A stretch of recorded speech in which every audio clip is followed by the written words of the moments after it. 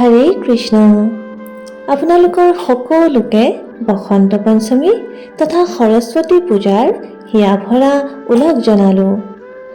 বসন্ত পঞ্চমী হৈছে সেই পবিত্ৰ তিথি অথবা দিন যি দিনাখন মা সৰস্বতীৰ ব্ৰহ্মদেৱৰ তপস্যাৰ ফলত সৃষ্টি হৈছিল।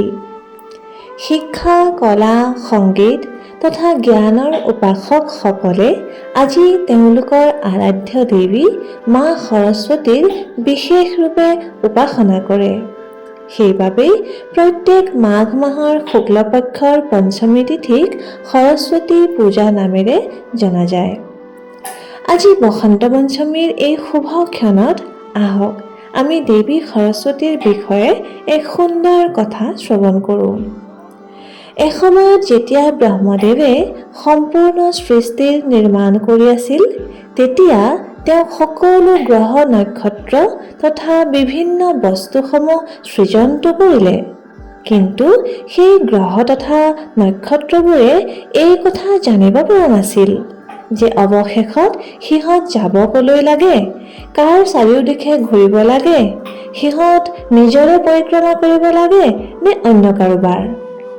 এই দুবিধাৰ মাজত ফচি থকা গ্ৰহবোৰে কোনো মাৰ্গদৰ্শনৰ অবিহনে অন্তৰীক্ষত ভ্ৰমণ কৰি থাকিবলৈ ধৰিলে আৰু ইয়াৰ ফলত স্বাভাৱিক ৰূপে সম্পূৰ্ণ ব্ৰহ্মাণ্ডতে এক অসন্তুলনৰ সৃষ্টি হ'ল।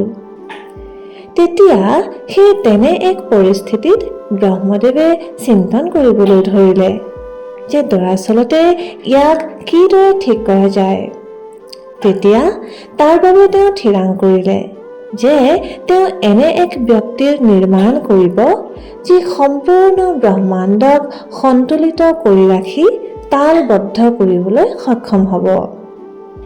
এই কথাকে চিন্তন কৰি ব্ৰহ্মদেৱে ধ্যান কৰিবলৈ ধৰিলে আৰু সেই সময়তে তেওঁৰ মুখমণ্ডলৰ পৰা এক অতি দিব্য দেৱীৰ প্ৰকট হ'ল। তেওঁ শ্বেত অৰ্থাৎ শুভ্ৰ বস্ত্ৰ ধাৰণ কৰি আছিল। কোনো আভূষণ ধাৰণ কৰা নাছিল, কিন্তু তথাপিও তেওঁ অত্যন্ত সুন্দৰী তথা তেজস্বী দেখা গৈছিল। তেওঁৰ আছিল 4খন হাত, যাৰ 2খনত তেওঁ বীণা ধাৰণ কৰি আছিল, তৃতীয় হাতত জপমালা আৰু চতুৰ্থ হাতত আছিল এখন গ্ৰন্থ। আৰু সেই দেৱীগৰাকী অন্য কোনো নহয় বৰঞ্চ সংগীত তথা জ্ঞানৰ দেৱী স্বয়ং মা সৰস্বতী আছিল। যেতিয়াই তেওঁ নিজৰ বীণাত ব্ৰহ্মনাদ অথবা ধ্বনি তুলিলে, তাৰ লগে লগেই সম্পূৰ্ণ ব্ৰহ্মাণ্ডত পৰম শান্তি, মধুৰ সংগীত তথা সন্তুলন বিয়পি পৰিল। আৰু যি দিনটোত মা সৰস্বতীৰ প্ৰকট হৈছিল, সেই দিনটো আছিল আজিৰ দিন, অৰ্থাৎ বসন্ত পঞ্চমী তিথিৰ দিনটোত। পূৰ্বতে উল্লেখ কৰাৰ দৰে এইবাবেই আজিৰ দিনটোত মা সৰস্বতীৰ বিশেষ পূজা অৰ্চনা কৰা হয়। শিশুসকলক শিক্ষা প্ৰদান কৰাৰ আৰম্ভণি এই দিনটোৰ পৰাই কৰাটো সৰ্বোত্তম বুলি গণ্য কৰা হয়। কোৱা হয় যে এই দিনটোত ব্ৰহ্মদেৱৰ পৰা দেৱী সৰস্বতীৰ উৎপত্তি হৈছিল। পুৰাণত এই কথাৰো উল্লেখ আছে যে স্বয়ং ভগৱান শ্ৰীকৃষ্ণই দেৱী সৰস্বতীক এই বৰদান প্ৰদান কৰিছিল যে এই দিনটোত সকলো ঠাইতে তেওঁৰ পূজা আৰাধনা কৰা হ'ব।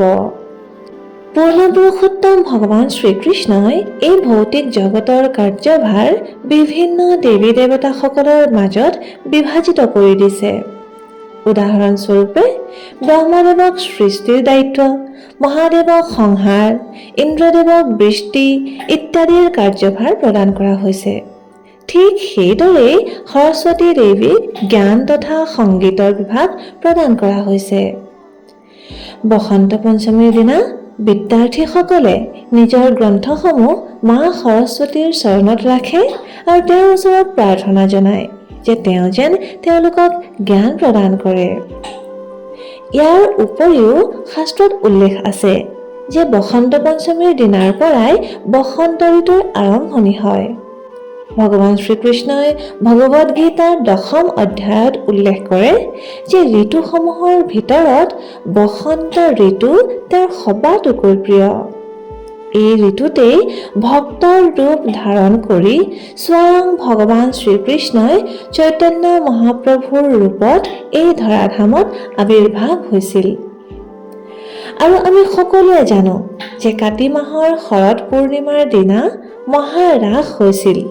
ঠিক সেইদৰে আজি বসন্ত পঞ্চমীৰ দিনাও দৰাচলতে মহাৰাস হৈছিল। কিন্তু বসন্তৰ যি ৰাস সেয়া যমুনা নদীৰ তীৰত নহয়, বৰঞ্চ গোবৰ্ধন পৰ্বতত স্থিত চন্দ্ৰ সৰোবৰৰ কাষত হৈছিল। আৰু আজিৰ দিনটো গৌড়ীয় বৈষ্ণৱসকলৰ বাবেও অতিশয় মহত্বপূৰ্ণ দিন, যিহেতু আজিৰ দিনটোতে বহু কেইজন মহান আচাৰ্যৰ আবিৰ্ভাৱ তথা তিৰুভাৱ তিথি পৰে। উদাহৰণস্বৰূপে শ্ৰী শ্ৰী পুণ্ডলিক বিদ্যানিধিদেৱৰ আবিৰ্ভাৱ তিথি, শ্ৰী ৰঘুনন্দ ঠাকুৰৰ আবিৰ্ভাৱ তিথি, বৃন্দাবনৰ ৬ গোস্বামীৰ মাজৰ অন্যতম শ্ৰীল ৰঘুনাথ দাস গোস্বামীদেৱৰ আবিৰ্ভাৱ তিথি, শ্ৰীল বিশ্বনাথ চক্ৰৱৰ্তী ঠাকুৰৰ তিৰুভাৱ তিথি তথা শ্ৰী চৈতন্য মহাপ্ৰভুৰ অৰ্ধাংগিনী শ্ৰীমতী বিষ্ণুপ্ৰিয়া দেৱীৰ আবিৰ্ভাৱ তিথিও আজিৰ এই মহান দিনটোতেই হৈছিল। সেইবাবে আমি ধাৰণা কৰিব পাৰোঁ যে বসন্ত পঞ্চমীৰ এই পবিত্ৰ দিনটো আমাৰ সকলোৰে বাবে কিমান যে মহত্বপূৰ্ণ। তেন্তে আহক আজিৰ এই অত্যন্ত পবিত্ৰ দিনটোত আমি সকলোৱে এই মহান মহান আচাৰ্যসকলক স্মৰণ কৰাৰ লগতে জ্ঞান তথা কলাৰ দেৱী মা সৰস্বতীৰ চৰণত নমন কৰি তেওঁকো প্ৰাৰ্থনা জনাওঁ যে তেওঁ যেন আমাৰ ভৌতিক জগতৰ প্ৰতি আসক্তিৰূপী অজ্ঞানতাৰ অন্ধকাৰক নষ্ট কৰে আৰু আমাক শুদ্ধ কৃষ্ণ প্ৰেম তথা ভক্তিময় সেৱাৰ পথ প্ৰদৰ্শন কৰে, যাৰ ফলত আমি নিজৰ জীৱনৰ পৰম লক্ষ্য ভগৱত প্ৰেম প্ৰাপ্তি কৰিব পাৰোঁ। ধন্যবাদ। হৰে কৃষ্ণ।